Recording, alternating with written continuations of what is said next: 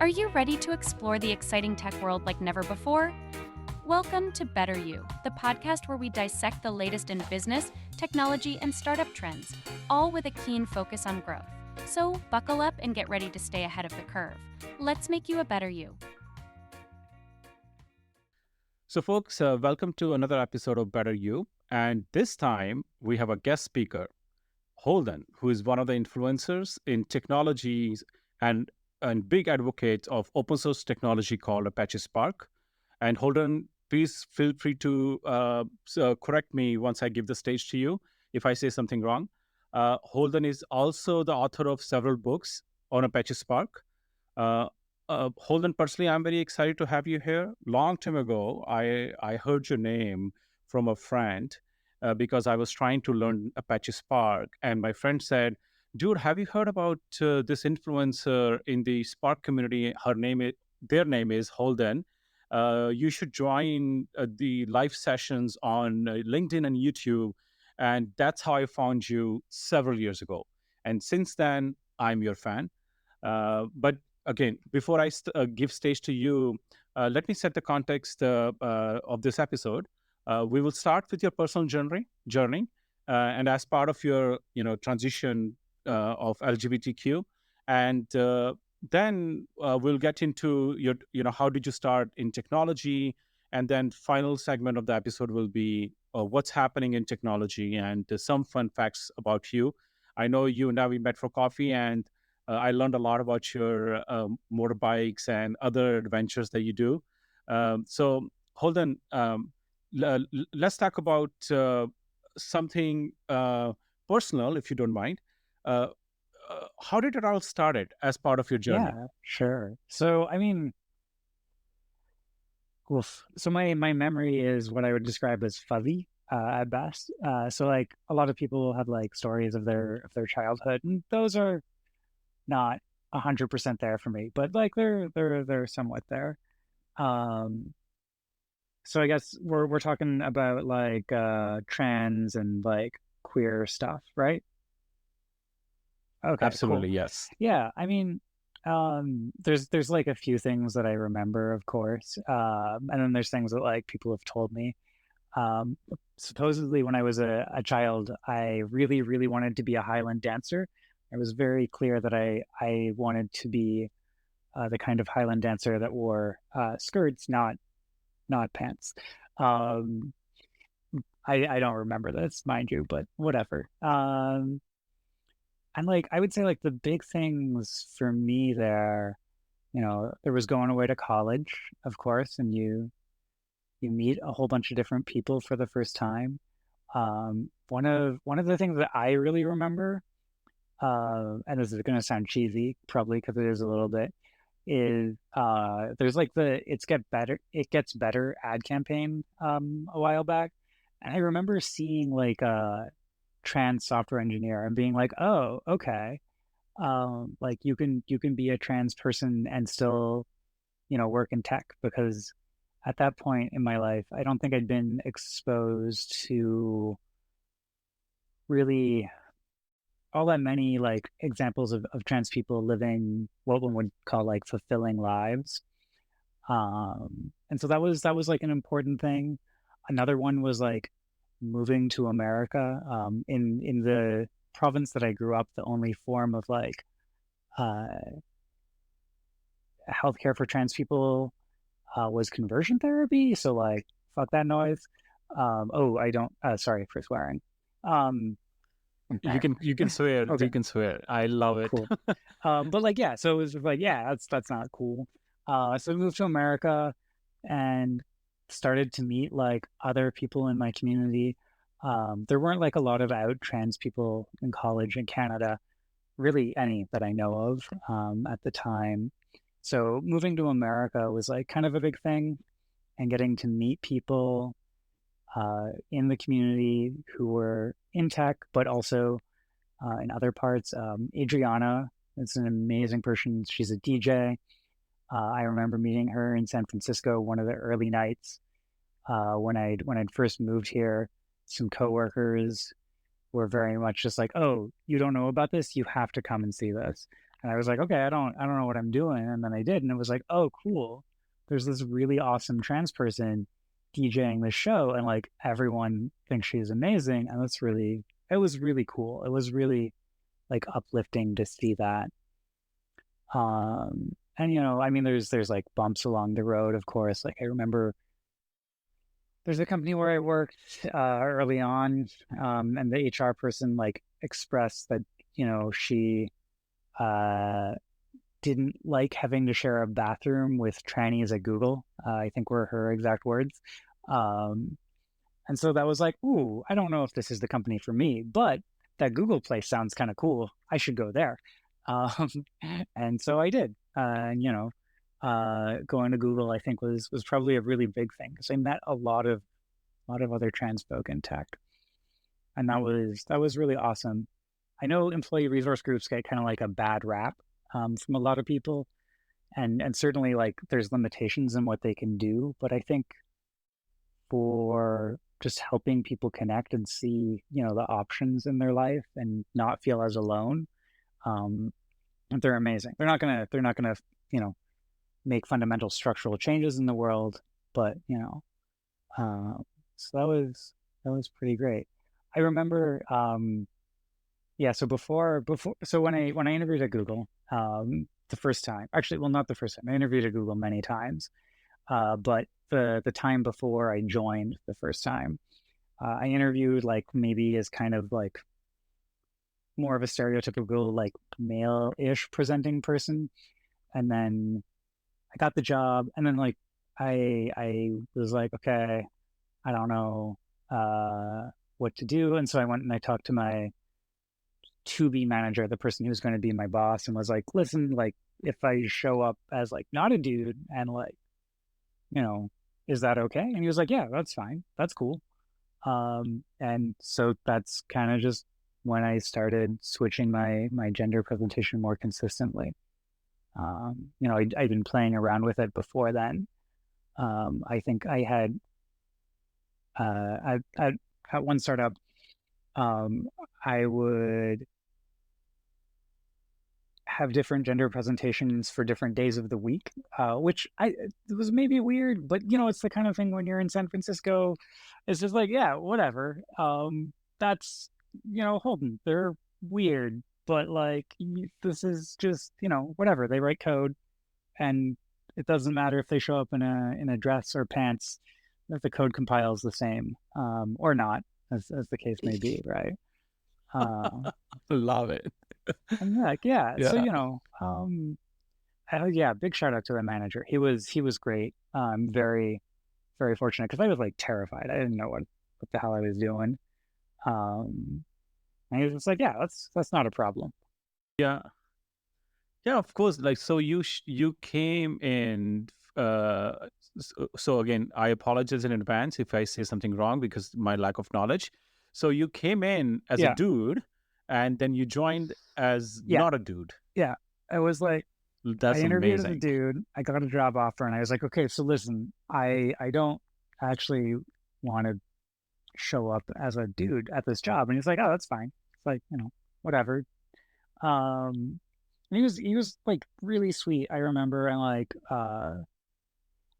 performance reviews are a thing. And I remember, back then, one of the peer reviews was like written with like not the pronouns that I would have chosen. And he was like, listen, I'm really sorry. This is what they wrote.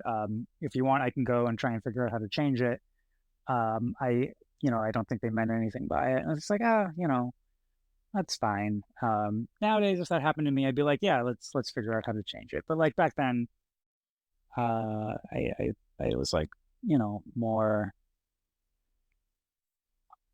figuring out where I was going at the time. Yeah. Wow. Yeah, My kudos to Google, and of course to you and your manager. Amazing the way it was all handled. Because I know, there's a lot of confusion about all this big tech, especially in Bay Area, that the DNI and bunch of other stuff, people just don't care, or they do care. There's a lot of confusion. So I'm so glad that, you mentioned all this. So Holden, so question I have for you, I know I asked you this during our coffee date. how did it all start? How did you get into tech? Yeah, I mean, so getting into tech, so I have a learning disability. It's called dyslexic dysgraphia, and that means essentially like writing by hand is really really hard, and it's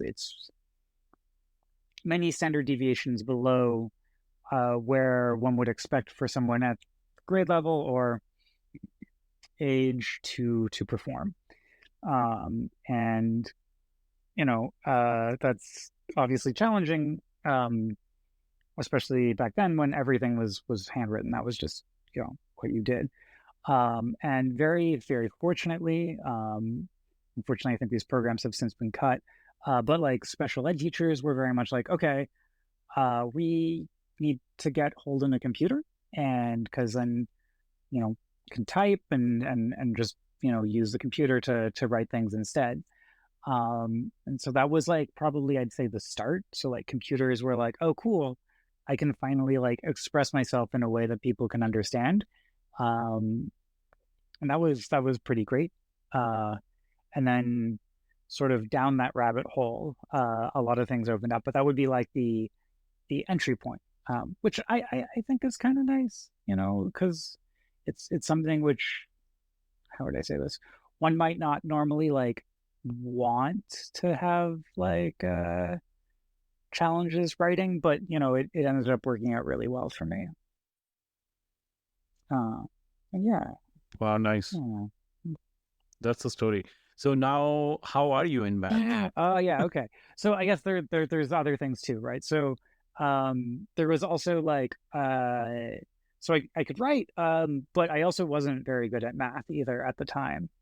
And one summer, my mother's friend, uh, Beth, was a teacher in a different province, came to visit, and she essentially taught me math in the context of a garage sale using I want to say it was like popsicle sticks with like coffee beans glued to them and stuff. And for whatever reason, I don't know what she did differently. I remember the coffee beans and glue sticks, and popsicle sticks, sorry. But like that clicked, and like math was fun. And so I got really into math back then. And so like, I was already using a computer. I got really into mathematics, and then it was like cool, like this stuff is actually really neat. And then there was a computer camp in the school that sorry, not in the school, in the city that I grew up in, and they were really amazing folk. It was Carleton University. The program was called Virtual Ventures, I want to say, and I went to that. And one of the nice things about that is like once you got past like you didn't have to be very old, but you could start volunteering, because like camp is expensive, but you could volunteer and you could help the younger kids learn the things that you'd learned like maybe the year before, and that was pretty cool. And I think that was really fun. I really enjoyed like teaching people, but also just like you're hanging out with a bunch of other just nerds who think this stuff is amazing, and like having those people around you just means that you're going to learn more. And actually, oh god, there's so many things here, right? Like at one point, I wanted to install Linux on the home computer. Parents didn't know what it was, so they said, "Okay, you can install Linux, but you have to read this book from cover to cover." And it was Linux: The Complete Reference. I remember it being like 1,000 pages. I don't know if that's like just my memory, but it was huge. Didn't understand a lot of it, but I did read it from cover to cover. And then they were like, "Okay, you can install Linux," and I did, and like that was great. And them making me read every man page that had ever been written, uh, probably turned out to be pretty useful. I don't think that was like a plan or anything on anyone's part, but it's just like, you know, these random things that you do or random things that you learn can end up being super useful. Yeah. Yeah. I think one of the best things, so I personally love Linux and Unix, and if somebody remembers Sun Solace, Yeah. uh, I think one of the best things of this operating system is man command. But now I wonder if this man, the syntax Yeah. man, the man command is going to turn into something else, like more gender specific rather than No. just man. But I think man stands for Yeah. manual, correct? Yeah. Okay, perfect. All right. Well, I know we're talking about the nerd stuff. My audience is mainly and tech salespeople, engineering folks, and trust me, I think the moment this episode comes out, they do want to hear this first segment of the story. How did you start, and through your transition? But I think the next piece is also very important because you, as I mentioned, you are one of the influencers in the open source community, and especially when it comes to Apache Spark. Well, then I personally, I'm very, very curious to understand how did you get into Apache Spark? What's your take? What's the future? Just enlighten us. What's your personal take on it?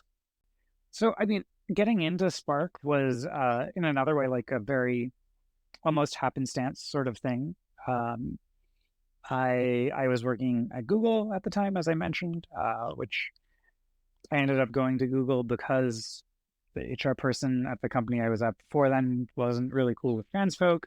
Went to Google, discovered this thing called Flume Java, which has very, very similar syntax and sort of mm, utility as Apache Spark.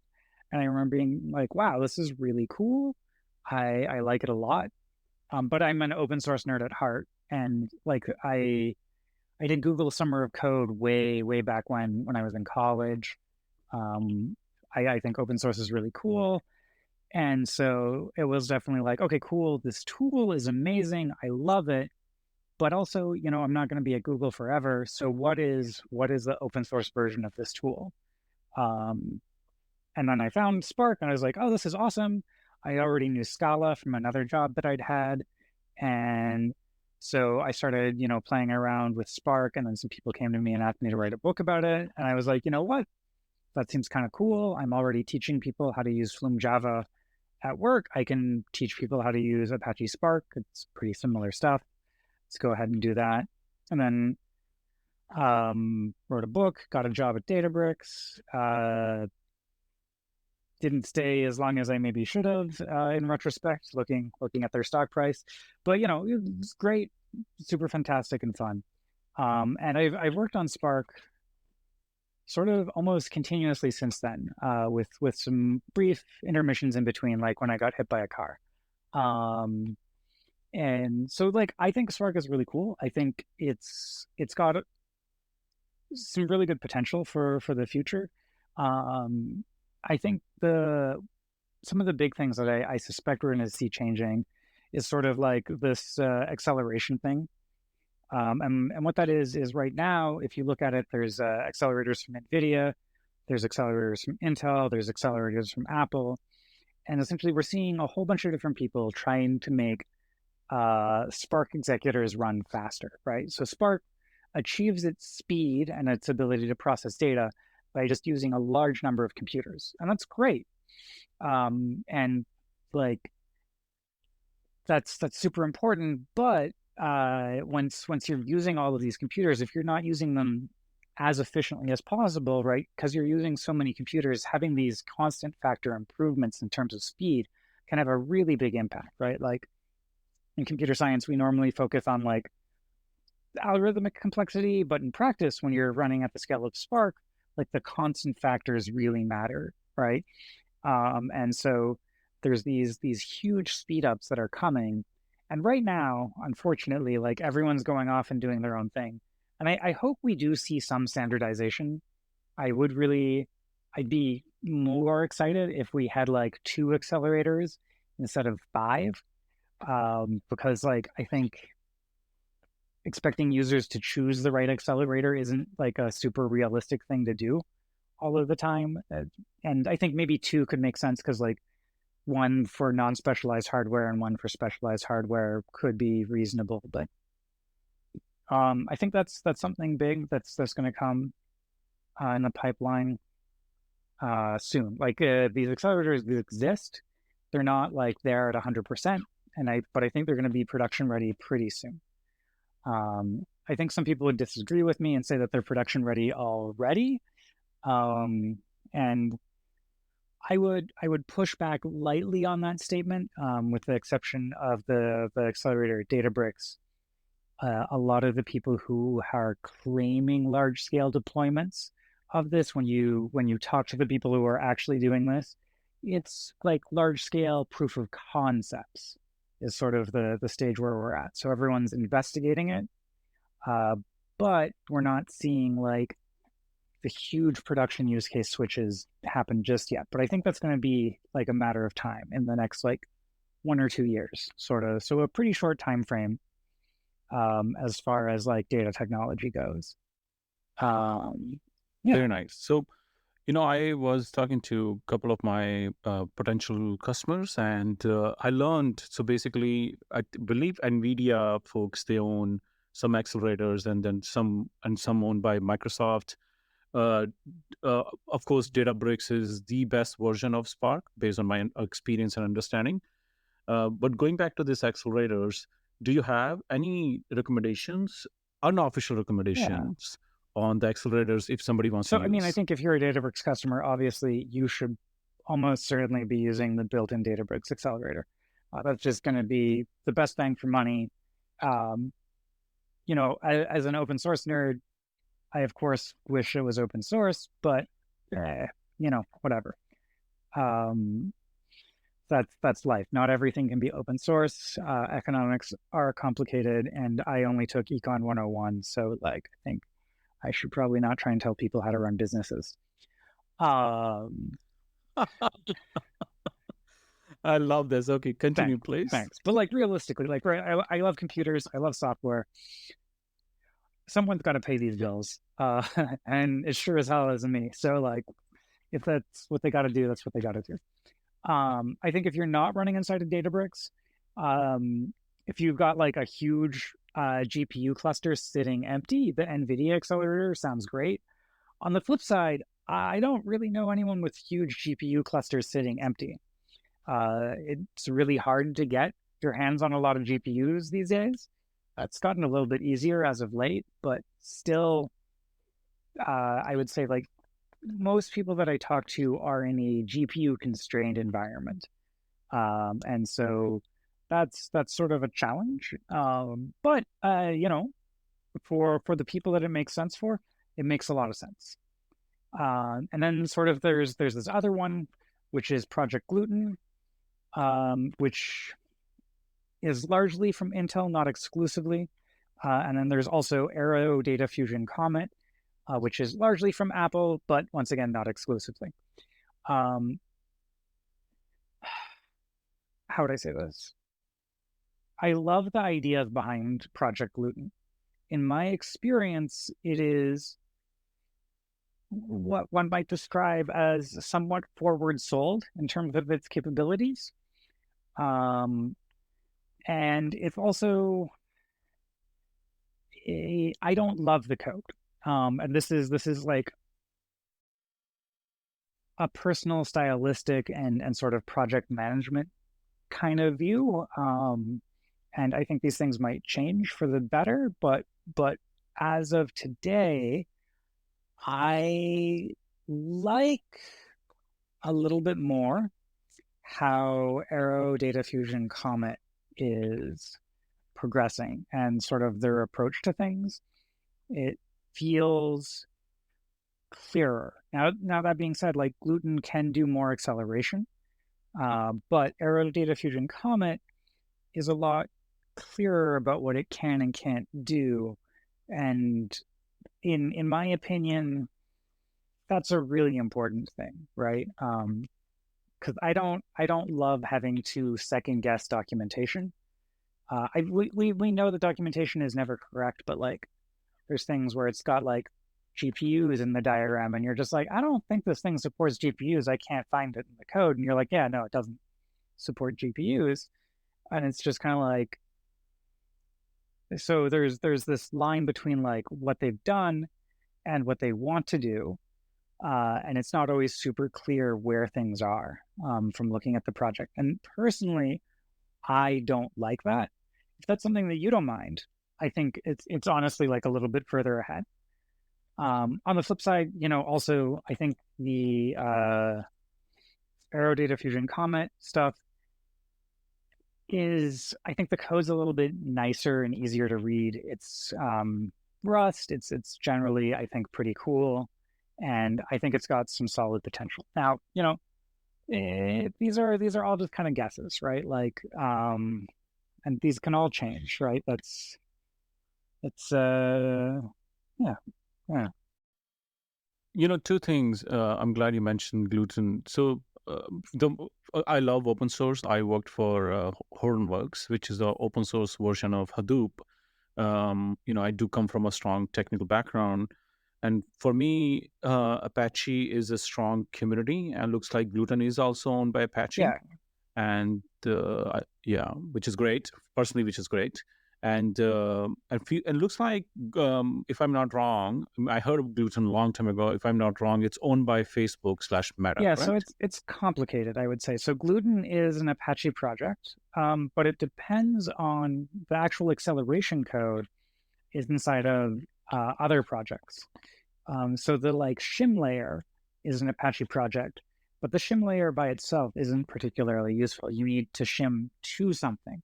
And so it shims to Velox, which that is a Facebook project. Whereas Arrow Data Fusion Comet, it's largely come out of Apple, but it's also in the ASF as well under the Arrow project umbrella. And it is more like self-contained, right? So the shim layer and the code that it's shimming to both exist in the same sort of project governance and release cycle.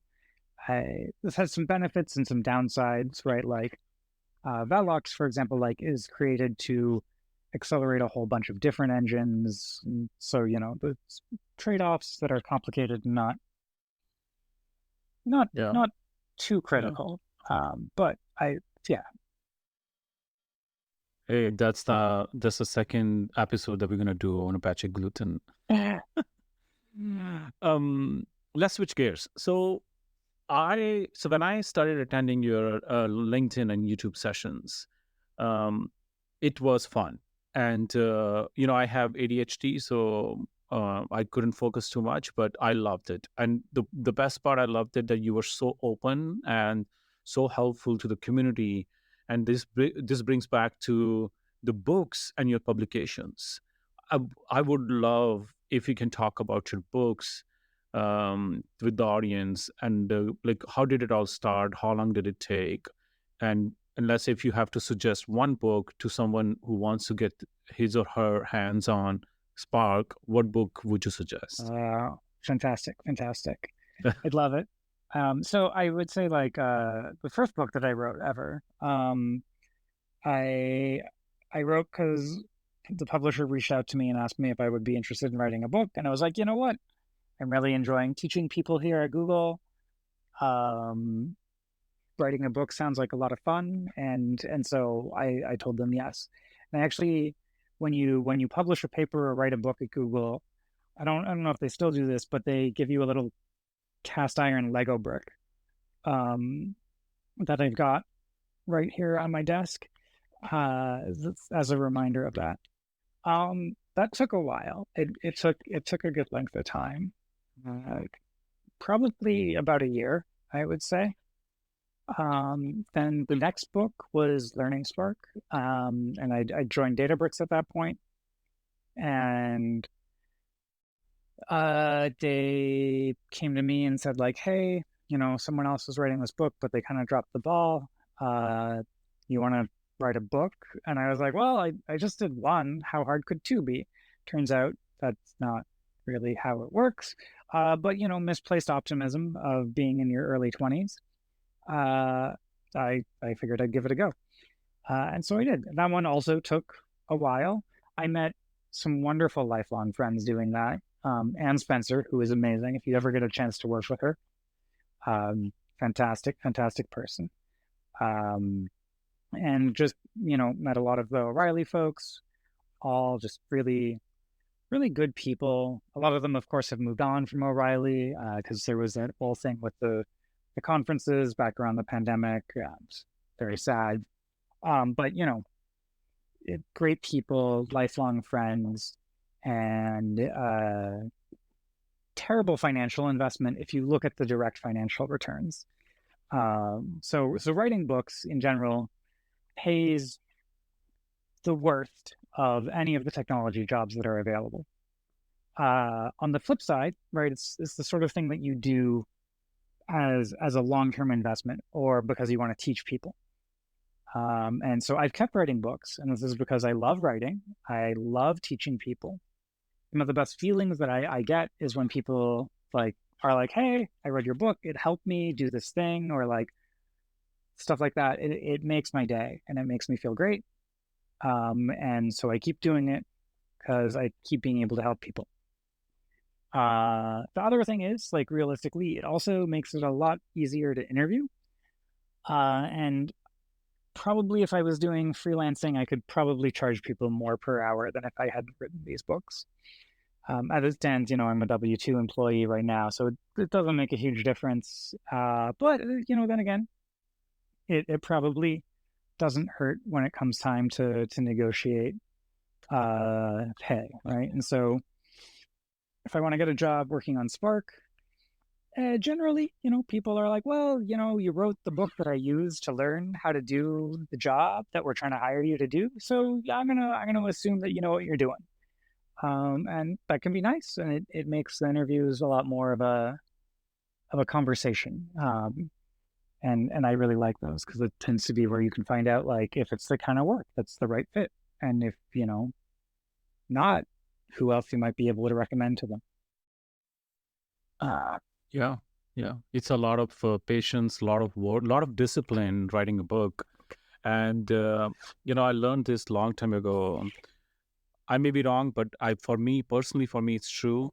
When I learned this, that there is no such thing called best writing author. There's a thing called best selling author.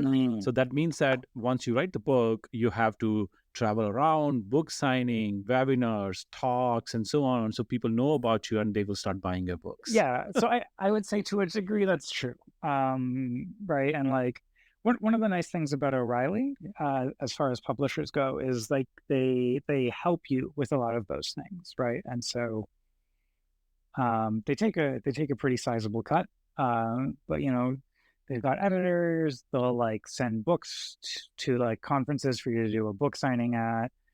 They'll do those sort of promotional activities, and that's really great.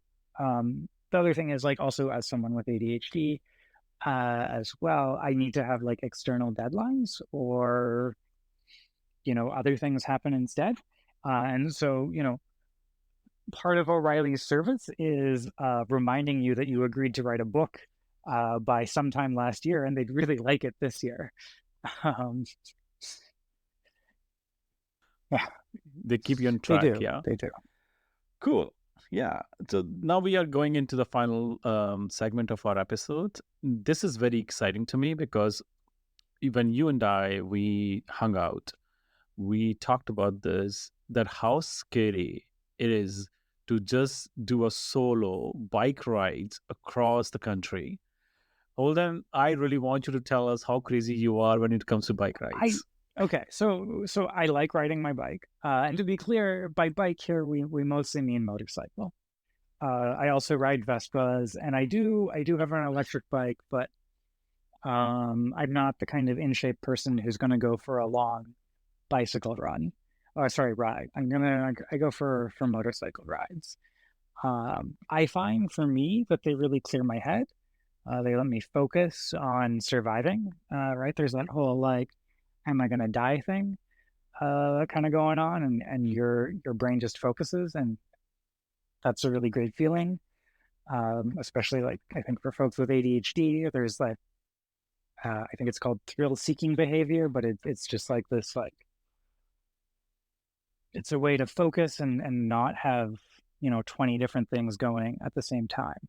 I do want to do a cross-country ride. I haven't done a cross-country ride. My longest, like, I would say my longest single ride is 1,000 miles in like 22 hours, give or take. Um, it was up to Eugene and back. It's something that I want to do again. I like motorcycles a lot.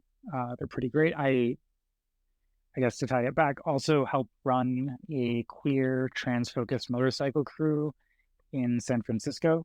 If you're in San Francisco and you're trans, especially trans femme folks, and you ride bikes, feel free to give me a shout. Go for a ride sometime. And if you want to like ride with our crew, we're not like a motorcycle gang. We're not holding up coffee shops and shaking them down for money. But we are riding to coffee shops and enjoying delicious pastries. Or Taco Bell, because, Taco Bell. Hey, if that's the kind of thing that's up your alley, come join us. I love Taco Bell. It's not a healthy food, no. but it's amazing. Chalupa is the favorite thing which I can eat at Taco Bell. Yeah, I really like the soft taco with beans instead of the meat, and sometimes potatoes, and that stuff is delicious. Got a lot of Taco Bell related memories in my life. Oh my God. Holden, one last thing now. So who are the people in your life who really inspires you? Oh, there's so many people. I mean, there's my wife, who's amazing. There's Paco, who amazing mentor. Just really great. Met him at Databricks. Keep in touch to this day. There's Anne, who's fantastic. There's Adriana, who, I don't think I would be who I am today if I hadn't met her. There's Nova, who's no longer with us, but still a really large impact. There's lots of folk who, yeah. Amazing. Awesome. Yeah. And one last thing then. Fun fact. What's the one thing about you that people might find surprising? Oh, we already did the motorcycles. I guess technically I've been in the online edition of Cosmo. It's no longer there, unfortunately. The article is gone now, but it was there for a few years. It was a photo of me and my wife and a number of other friends and their partners. That's so cool. It's really yeah. Okay, so now this is the final piece. Hold on, what's the best way to get hold of you? Totally, that's a good question.